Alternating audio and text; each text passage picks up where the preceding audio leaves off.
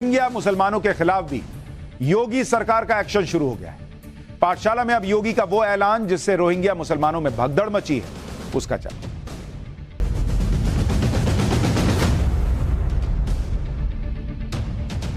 अवैध रोहिंग्या घुसपैठियों में अब भगदड़ मच गई क्योंकि यूपी में ऑपरेशन रोहिंग्या शुरू कर दिया गया है। यूपी में इस ऑपरेशन के फर्स्ट राउंड में ही 74 रोहिंग्याओं को अरेस्ट किया जा चुका है और अब सेकंड राउंड की तैयारी चल रही है। करीब 1 महीने पहले यूपी के मुख्यमंत्री योगी आदित्यनाथ ने यूपी से रोहिंग्या घुसपैठियों को खदेड़ने का प्लान फाइनल किया था और इसके बाद यूपी से घुसपैठियों को ढूंढ ढूंढ कर निकालने के लिए स्पेशल टीम बनी। यूपी पुलिस और यूपी एटीएस का जॉइंट ऑपरेशन स्टार्ट हुआ। फर्स्ट फेज में यूपी के 6 जिलों में एक्शन हुआ। 8 घंटे तक पुलिस और एटीएस का एक्शन मोड दिखा।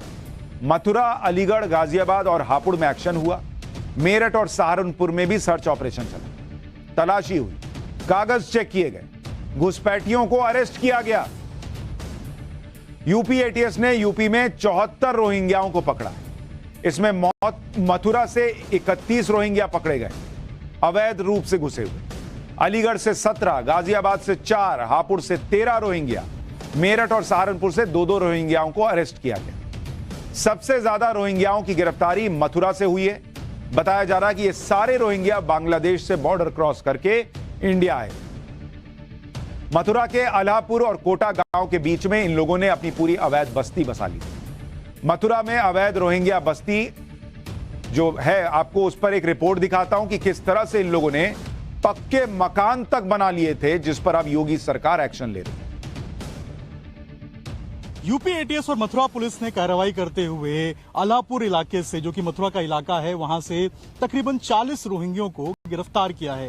ये रोहिंग्या पिछले 25 से 30 साल से भारत में रह रहे थे, अलग अलग इलाकों में रह रहे थे और उसके बाद अब यूपी एटीएस और मथुरा पुलिस की ज्वाइंट कार्रवाई में इन लोगों को गिरफ्तार किया गया है। यही वो इलाका है अल्हापुर जहां हम मौजूद हैं और कुछ इसी तरीके से झुग्गी झुपड़ी बस्ती बनाकर लोग जो है वो यहाँ पे रह रहे थे। ये सारे रोहिंग्या बांग्लादेश और म्यांमार से आए हुए हैं और यहीं पे अपना जो गुजर बसर है वो कर रहे थे, लेकिन पुलिस ने अब इसके ऊपर कार्रवाई की है और यहां से गिरफ्तार किया है। अब देखिए जरा इस पहले पूरे इलाके को देखिए, किस तरीके से एक छोटा कस्बा इन लोगों ने बना के रखा हुआ है। यही नहीं, सिर्फ झुग्गी झोपड़ी ही आपको नहीं दिखाई देगा। इसके अलावा देखिए, मैं एक और तस्वीर आपको दिखाता हूं।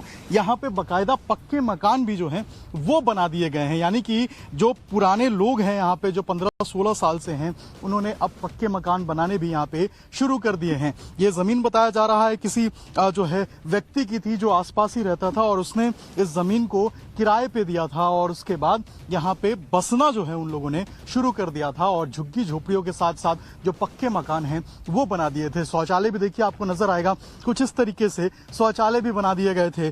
पीने का पानी के लिए भी पीछे का जो हिस्सा है उसका इस्तेमाल किया जा रहा था। जो आसपास के लोग हैं वो यहाँ पे आके रहते थे और एक पूरे तरीके से आप समझिए कि इसको एक कस्बा बना के, एक छोटा गांव बना के ये लोग जो है वो रह रहे थे। यहाँ तकरीबन 50 से 60 परिवार बताया जा रहा है कि यहाँ पे रहते थे और कुछ इसी तरीके से किसी के पास ट्रैक्टर आपको दिखाई देगा, किसी के पास मोटरसाइकिल, किसी के पास रिक्शा और यही तरीके से इन्हीं पूरे इलाके में, ये अल्हापुर का जो पूरा इलाका है, यहीं पे ये सारे लोग जो हैं वो रहते हैं। बताया जा रहा है कि ये आसपास के इलाके में जो कूड़ा बिनने का काम होता है ये वो करते थे।